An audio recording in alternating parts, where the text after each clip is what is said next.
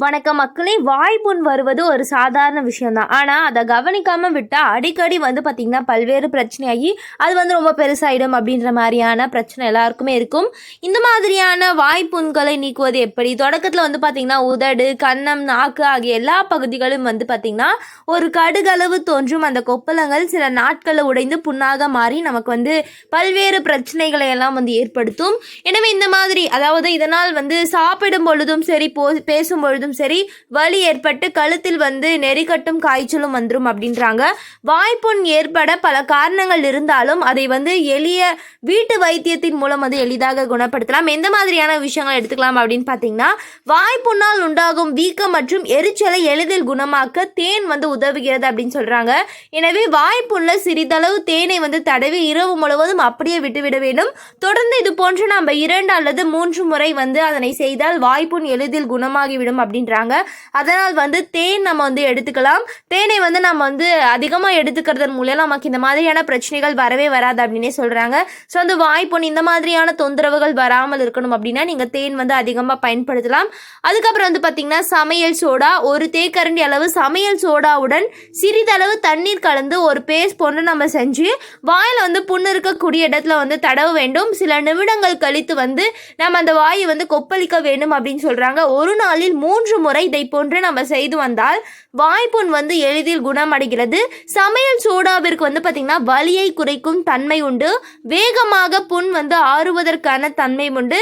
இதனால் பாக்டீரியா எதிர்ப்பு தன்மை மற்றும் தொற்றுகளில் இருந்து வாயை பாதுகாக்கிறது. கண்டிப்பாக நீங்கள் இதை பயன்படுத்தலாம், ஆரோக்கியமாக இருக்கலாம். இது மாதிரியான பல்வேறு விஷயங்கள் உங்களுக்கு உடனுக்குடன் தெரிஞ்சுக்கணும் அப்படின்னா மறக்காமல் சப்ஸ்கிரைப் போட்டுருங்க.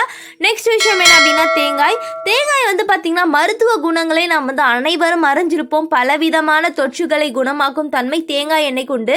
வாயில் புண்ணு இருக்கும் இடத்துல சிறிதளவு தேங்காய் எண்ணெய் தடவி அப்படியே விட்டுவிட வேண்டும். வேகமான தீர்வுக்கு ஒரு நாளில் பல முறை இது போன்று நம்ம செய்து வந்தால் தேங்காய் எண்ணெயில் இருக்கக்கூடிய கிருமிகளை அளிக்கும் பண்பு வாய்ப்புண் வேகமாக குணமடைய செய்யும் அப்படின்றாங்க.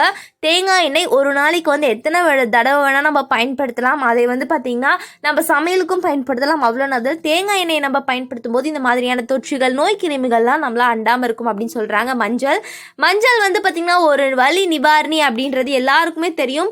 மஞ்சளுடன் சிறிதளவு நீரை சேர்த்து பேஸ்ட் போல் பண்ணிட்டு வாய்ப்புண்ணில் தடவுனா நமக்கு வாய்ப்புண்கள்லாம் சரியாக போயிடும். மேலும் இது வீக்கத்தை குறைப்பதில் சிறந்தது. ஆகவே வலியும் வீக்கமும் உடனடியாக மறையும் அப்படின்னு சொல்கிறாங்க. இது ஒரு கிருமி நாசினியாகவும் பல்வேறு தொற்றுகளை நீக்கக்கூடிய ஒன்றாகவும் பயன்படுத்தப்படுகிறது. அதனால் மஞ்சள் இருக்கக்கூடிய வைட்டமின்கள், ஆன்டி ஆக்சிடென்ட்கள் எல்லாமே நமக்கு உதவக்கூடிய ஒன்றாக இருக்குது. அடுத்தது பார்த்திங்கன்னா சிறிதளவு உப்பை வெதுவெதுப்பான நீரில் சேர்த்து நன்றாக கலந்து தொண்டைக்குள் ஊற்றி சில நிமிடங்கள் கொப்பளிக்க வேண்டும் அப்படின்றாங்க. ஒரு நாளில் 4 இல்லைனா 5 முறை இதனை செய்து வருவது இந்த ஒரு திரவத்திற்கு வாயில் இருக்கக்கூடிய கிருமிகளை போக்கி இதமான ஒரு உணர்வை தரும் தன்மை கொண்டது.